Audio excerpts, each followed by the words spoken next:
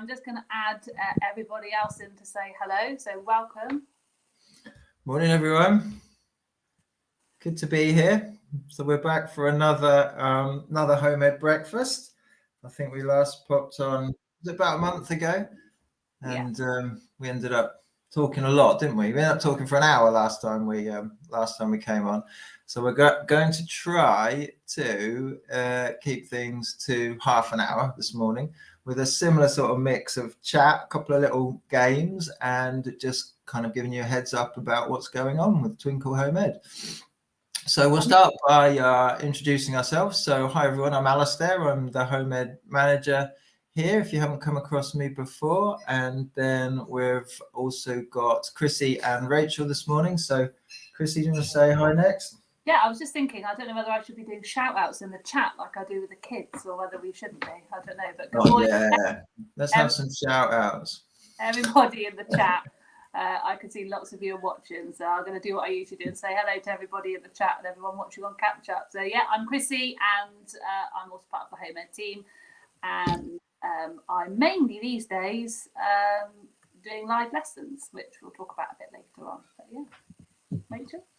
Morning, I'm Rachel. I'm also a video content creator for the Twinkle Home Ed team. You mainly see me over on Instagram these days as well. So if you ever send us a message on Instagram, it's probably going to be me that answers. Cool. So it's Halloween. We're probably like. Can I just do a big shout out to Siobhan, it's her first day of her Home Ed journey. So wow, amazing! Welcome. What a way to start. Congratulations. So so Halloween. So we're probably the least Halloweeny looking live trio anywhere in the country right now, aren't we? Although you've got some colours there, Rachel. You've got I tried to do like orange. pumpkin colours. Yeah. Is it anyone doing anything for Halloween today? Doing the whole works? Trick or treating? We're big fans of Halloween. So we've got pumpkin carving that we're doing. We've saved that to today.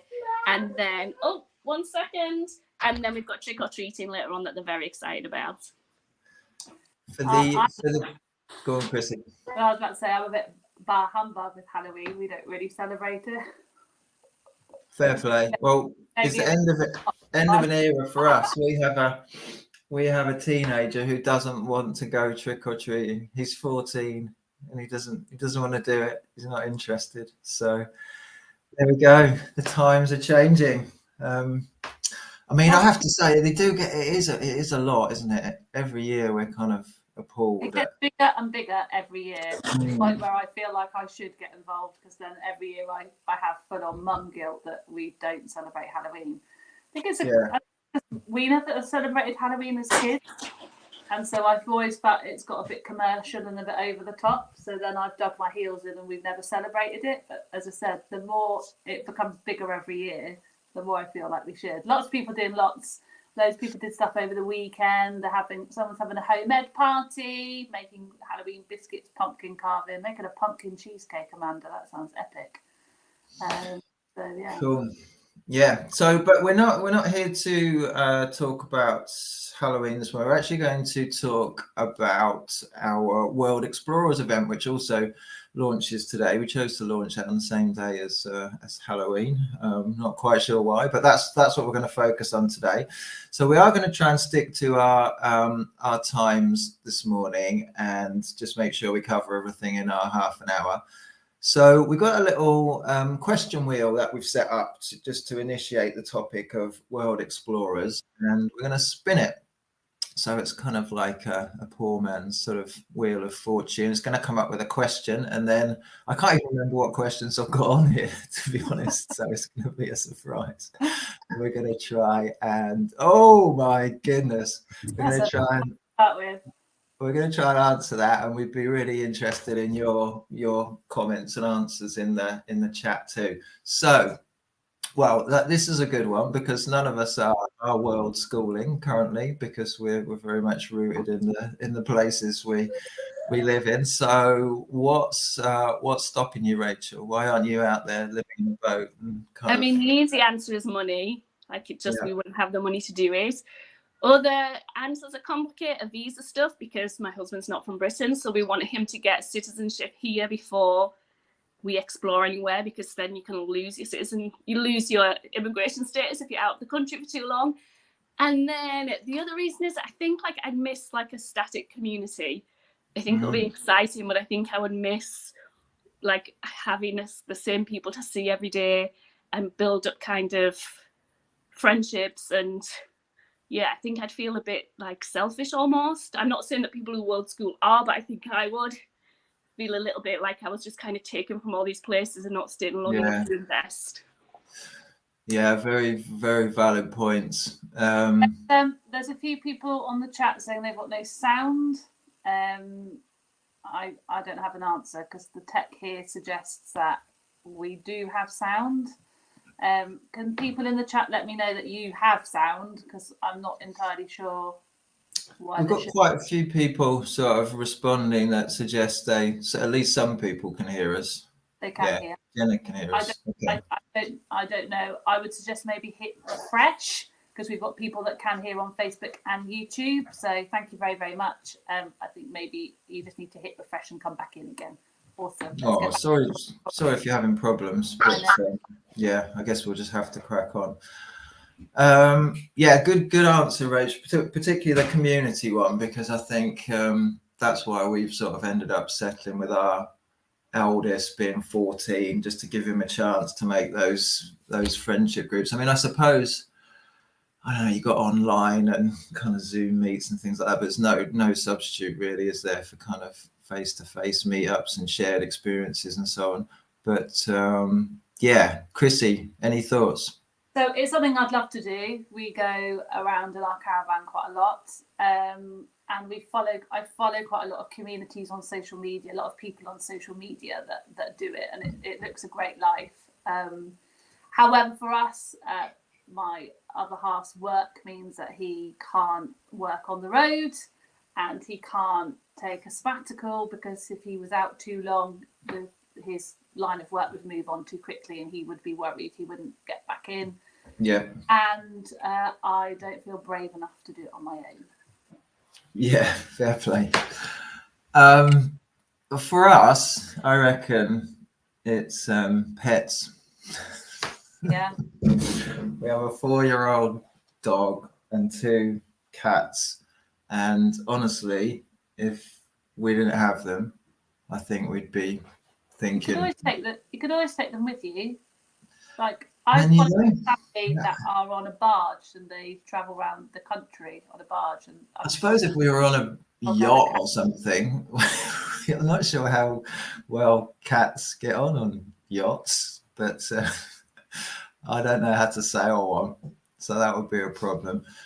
But yeah, it's a funny one with animals, because they do restrict your options, don't they? We absolutely love them, like we wouldn't be without them at all. And but I think but both of us are travelers a little bit in our DNA. We've had some adventures around the world already, and I think we'd love to be out there. I think just those 2 things for us, pets, and just like Rachel was saying, just having that community, particularly for the kids and their friendship ties. It's a tricky one. Yeah. A lot of people say pets. I agree. Some people have got horses, which they definitely wouldn't be able to fit on. Can't you ride your horse around the world? Oh, you could. That would be epic. Clubs is another one that we haven't considered. Yeah. The fact that people would miss their clubs. Money and work, probably the biggest. But of course, you can do it and come back, though, can't you? Yeah. We want to travel and move and live abroad, but I think I'd want to stay there long enough to feel like I was like home. But yeah, the people who go off, there's someone on Instagram, we might be getting her on a live actually soon, who kind of, they plan a trip once a month or so, it looks like, and go traveling. So they schedule it in. Yeah. Best of both worlds. You're still out there getting the experiences, but you can return home for the sort of business as usual life stuff. Yeah. That sounds good. That sounds very civilized. Yeah. I suppose that brings the money even more into focus, though, doesn't it? Mm-hmm. Yeah, interesting question. Right, do you think I know somebody that house sits, done it by house sitting. Yeah, we looked into that, but no one wants kids. Oh. Yeah. We even nearly moved to Manchester to house sit for a year for someone. And when we turned up for the interview, like the in-person interview, I don't think they were keen that we had kids who were my friend does enthusiastic. My friend does it with older teenagers. I hadn't really thought about toddlers. Yeah. It seems a bit unfair, doesn't it, really? You got time for another question? Yes, come on, let's do one more. That goes on Could be the same one. Fence. Ooh. Ooh. World tour. Well, there's lots of options here, aren't there? You could go as far away as you could and work your way back. Yeah. It's an interesting thing with traveling, like particularly with kids. So there are some countries that are, I guess, more full on and more different than other countries. And you kind of even think about things like that, like having had a little kind of trip around the world in my younger days. I think what we did was we went to Thailand and we went to India after that, and that kind of worked quite nicely because Thailand was like very different but also quite easy from a traveling point of view, and then India was like a next level up in terms of just logistics and various other things, and so that kind of worked quite nicely. But do you think with kids it makes any difference? Do you think you can just sort of plunge them in anywhere? I think it depends on the children. For me, I would go from my perspective, what I would deem the most historically exciting place. So I would start my world tour in either China, because I'm desperate to go and see the Great Wall of China and the Terracotta Warriors. Yeah. But I'm hanging on for years because I'm hoping one day they'll actually find Emperor Qin's tomb, which has got to be there somewhere, but they've never actually opened that. So I'm waiting. Maybe when I'm retired, they might find it. And also, I'd like to go and see Machu Picchu, which is obviously the other side of the world, but that is where I would plonk. Nice. Straight in. Yeah. Start with the best. What do you think, Rachel? I think we'd probably, like, practically speaking, do America because we've got ties there and the language wouldn't be as much of an issue. And so, and the kids would have a connection to that. I think I'd want to go somewhere where I felt confident so that my kids, because I think like I'll be filtering everything for my kids, as it were. And so I think I'd want to go somewhere where I felt confident. And so language would probably be a big thing. And I think the nice thing about America is you can see a lot of diversity, like landscape and everything within the same country, not having to go over borders and things. And it would be enough. I mean, my kids will be familiar with it even just from watching American TV shows. So I think we will probably end up doing that at some point. But also, I'm a bit of a scaredy cat. I don't know if I could go somewhere like very, very different. I had this culture shock going to Chicago, so I don't know how I'd do go into other places. Yeah, it's an interesting one. You could start in France and then, just kind of move it along, and it gets a little bit different all the time. Yeah. Chris would start in Japan. I think he'd definitely want to do Japan. And I think some kids would as well. I'm going to have to stop talking about this because I can't afford to go. Let's move on. What are we going to do next? We're going to do our little game next. Oh, yeah. Am I first up on this? So there's lots of love for the UK and Europe in terms of where people would start. And talking about like a range of ages, how that can be tricky as well, kind of mirroring what you've said, Rachel, about, how making sure everyone can manage. Yeah. So have you seen the Cake Off, what's it called? Cake or Fake program? Is it Cake? Love it. Oh, was it Cake? I thought it was called Cake or Fake. That's why I called this place or Fake. They also do it on if Bake Off fans. They also do it on the. I'm not sure whether I'm allowed to share particular supermarkets, but a certain brand of supermarket who advertises for the Great British Bake Off. They also have cake or fake, and then they sort of work it up. So 1 minute it'll be a lasagna and it'll actually be a lasagna, but then the next time the adverts come out, it'll be a lasagna and everyone will be shouting, "It's a lasagna," but then it's actually a cake. They're amazing, aren't they? They really are amazing. So this is our slightly less impressive version based on world geography. So we've each got a selection of 3 place names from a country that we have a little bit of, or country or place that we have a little bit of a personal connection to. And we who didn't come up with it, and you at home have to try and guess which is the real place name.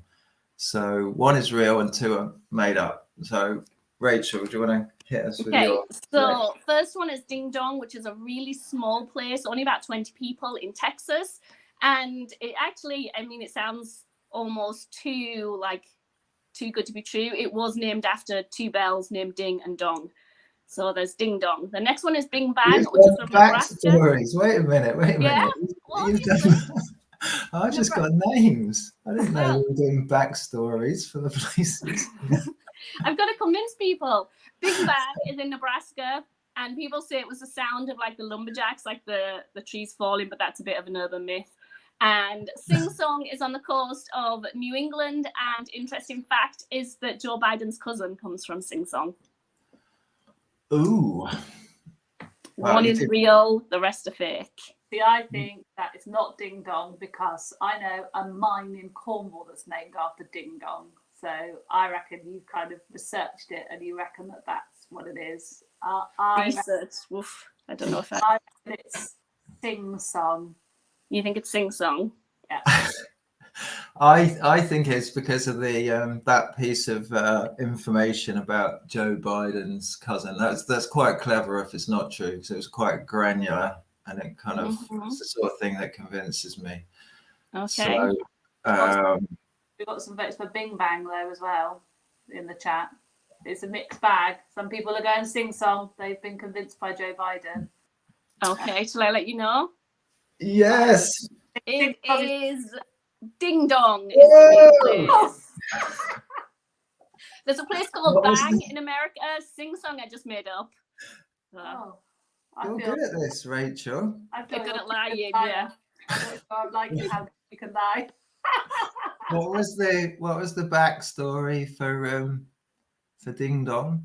So there were 2 bells that there was in front of the country store, and the store was called Ding Dong, and then the 2 bells were moved, and then they decided to call it Ding Dong. And the county is called Bell County. Ding Dong in Bell County. Yeah. That is great, brilliant. Isn't it? That does sound like making it up. I like it. Well, Wikipedia might have made it up, so I guess, yeah. Well done. There we go. So mine's not a country, mine's Cornwall. I know lots of Cornish would like it. Yeah. Maybe now's not the time to get into that.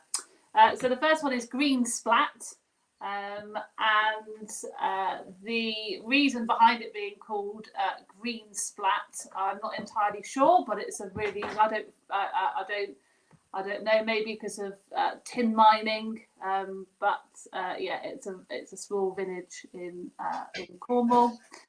The next one is Mouse Hole, and Mouse Hole is another little tiny village in the southwest of Cornwall, just around the corner from Land's End. So if you're ever going on your Land's End to John O'Groats, then you might drive via Mouse Hole. And then Bunnock sounds a bit silly, but it's not. It's just a really tiny cove, and it's just around the corner from St Ives. So if you're driving around, it's a really great beach, Bunnock. Many tourists know about it. So yeah, I used to take my son swimming there when I go down in the summer, because there's not many tourists in Bunnock. I suppose if that's real, it's not. Yeah, you wouldn't feel great about saying, "Oh, where are you going on your holidays?" Bunnock. I don't share it because, you know, like I don't want people going there because I don't want tourists there. I want a quiet swim. Yeah, I've been to St Ives quite a bit and I can't ever remember. I think I would remember if I'd seen Bummock. But then if it's hidden around, then I think what are you going for, Rachel? I think Bummock is real. Do you? No, but I just have got to pick one. Green splat? That'd be a funny one to make up. Green splat sounds cool. Just doesn't, I don't know. But it might Splat's mean something in Anglo-Saxon. Cornish or something, yeah. Should I tell you? Or are you gonna? I'm going to go for Bummock too. I'm going for Bummock too. I'm going to be really mean here and show my Cornish heritage because lots of you have gone for mouse hole, and actually that's not true because it's one word and it's pronounced mouso. Some of you have got that, but as I grew up around the corner Good from question. and people often stop you and go, "Hi, could you tell me the way to mouse hole?" But because I've separated it, it's a bit of a trick. That isn't real. There's no such place as mouse hole. It's mousehole, and it's all one word. Bummock, I'm afraid, also doesn't exist. I just and the real place it's Green Splat. called by my mousehole trick is Green Splat. No. So there you go. Wow. Is that a beach? Do you know what? I don't actually know. I've never been to Green Splat, Okay. and I'm totally pushed off course by Rach having a backstory. Sorry. Yes. Just googled random place names in Cornwall. I'm gonna have to go back and look where Green Splat is. It's up in the north of Cornwall somewhere, but not near where I'm from. Well, okay, that was surprising. I think we need you to go there. We need a picture of you by the Yeah, sign, definitely. eating a Cornish pasty. Yeah. With my pasty, not my castle. I've been put to shame by your backstories. I don't have any, but the premise of mine is quite obvious, I think, hopefully, quite quickly apparent.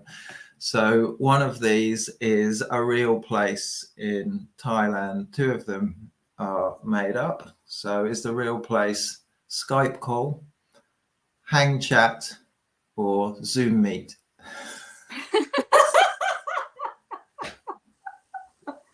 Have you been to the one that is real? I haven't, but I know where it is. I'm going for hang chat. I'm going to go for Zoom meet. Just because I think that it looks sort of the way it's been spelt, I think looks quite authentic. Yeah. Oh, it kind of looks like a nest. I mean, I'm not sure how you pronounce it. It's probably slightly different. Other people think hang chat. Yeah, you guys are right. It is. It's hang chat, which apparently is a village in the northeast of Thailand. But yeah, Right. there we go. Right, cool. So if we're going to keep to our half an hour, we better crack on, haven't we? So we wanted to talk a little bit about world explorers this morning. So this is 7 week. We're getting quite a few questions on social media about what is it, what do I do, is it a live lesson, etc., etc. So we wanted to try and answer some of those questions this morning, just make it clear. And that's part of the purpose of this sort of breakfast catch up, is just the opportunity to explain things kind of face to face so that we can eliminate any possible confusion.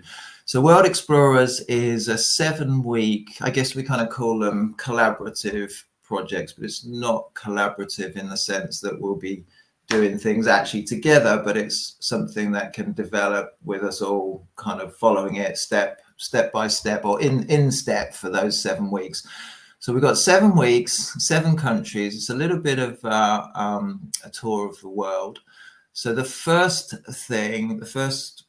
port of call in terms of accessing a project is to have a look at the resources. So we have, as we're getting more and more, as we're getting better at doing, we've set up a category on the site, particularly for World Explorers. And so all of the resources live in there.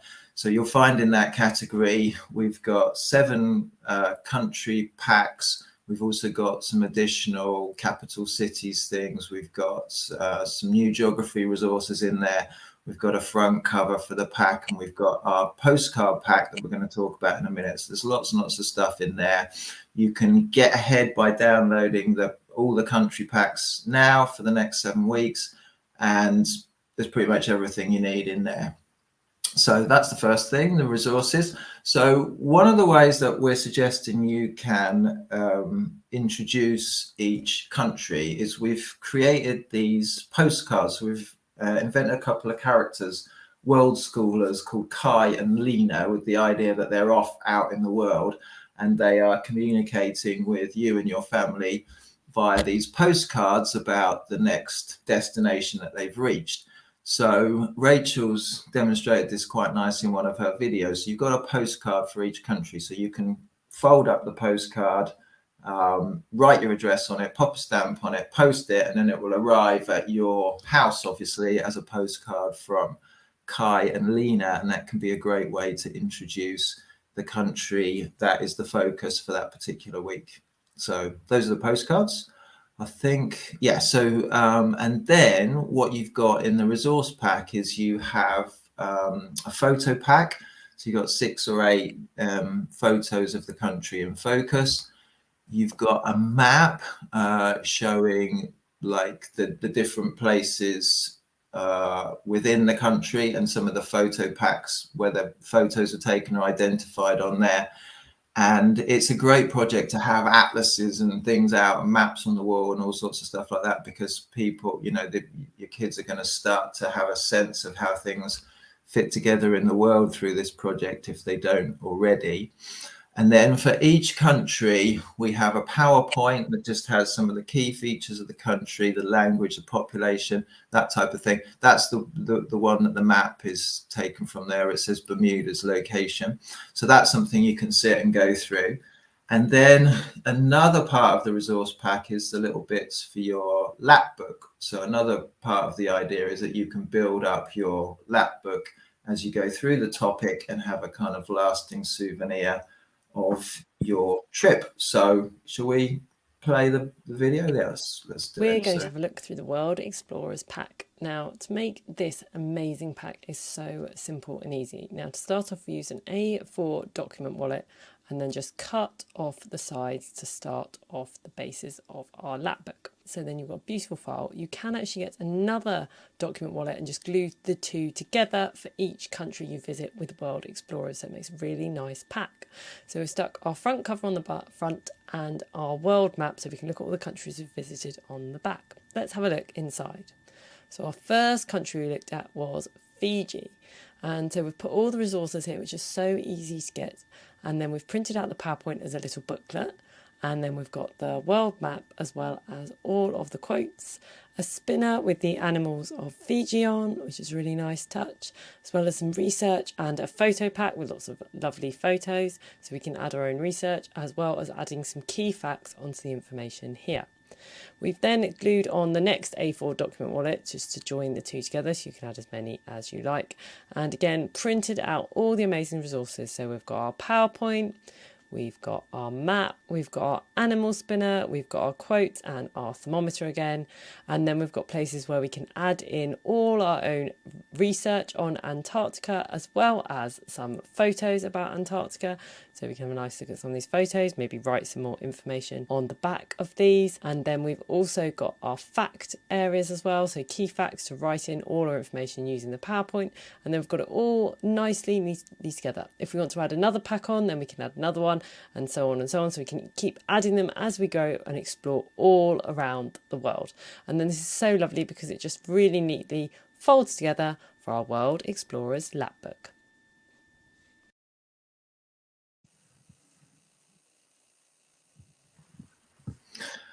Cool. So yeah, so that's you know, not compulsory, but it's one way you can build up the project over the weeks, and that works rather nicely. And obviously, with any of these, you can, you know, dive into it as much or as little as you want. So our resource will give you kind of a simple foundation and understanding of the country, but you can go deeper in and, do cooking and further exploring and anything else that you think might match up to it. And then, of course, we've got a series of events on Facebook. So we're hoping that people might share some of what they get up to on our social media channels too.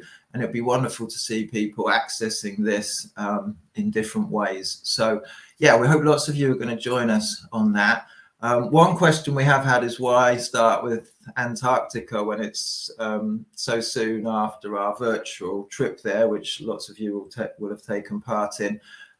We wanted to visit all 7 continents, which is why we're going to Antarctica, because there's not much choice there. You either go to Antarctica or you don't. And the countries we're taking them in alphabetical order. So it just happened to be the first one up. So some of you will have a little bit of prior knowledge of Antarctica.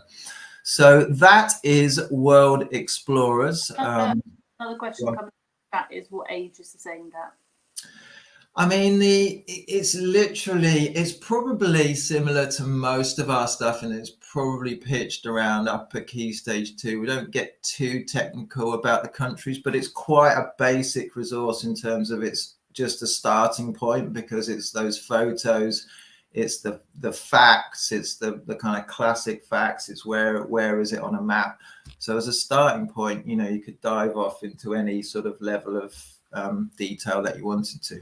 Yeah, I think it's quite easy one to make a different. I think we might have a YouTube video on how to make these type of challenges easier for younger ones and make it like more of an independent project for older ones. But I think as a postcard thing, I think even little kids could really enjoy getting that and reading it. And then as you go through, depending on how much support you're going to give kids and how much extra you expect them to study, I think it could really easily go up to key stage 3. Yeah, and I was going to jump in from a geography perspective and say there's loads you could develop with key stage 3 in terms of sketch mapping, doing case studies, looking at sustainability, looking at social geography and human geography of those areas, and I think you could easily springboard off for older. Yeah, a couple of good questions. So does it link with Egypt, the project that we're doing with Little Crafters? It's a separate thing, it doesn't cross over. Sort of with hindsight, possibly 1 or 2 places where we could have joined things up, but it does just stand alone. It's a great question about whether there's a plan to add any further countries, because we've kind of set this up half in mind. If this is popular, that the format is there and we can easily add more countries to it. We tried to choose some of the less well-traveled, less well-known countries as well, just to kind of deepen that sort of world experience. And that's definitely something that we will look at adding to if the interest is there and if it seems to be something that's useful to people. Right, I think we better move on, hadn't we? Just because, of course, you can always ask questions that we don't manage to answer in any of the events on Facebook or by any of the other means that you usually contact us. But we're just going to wrap things up by telling you about some of the other things that are going on this week while we've got you.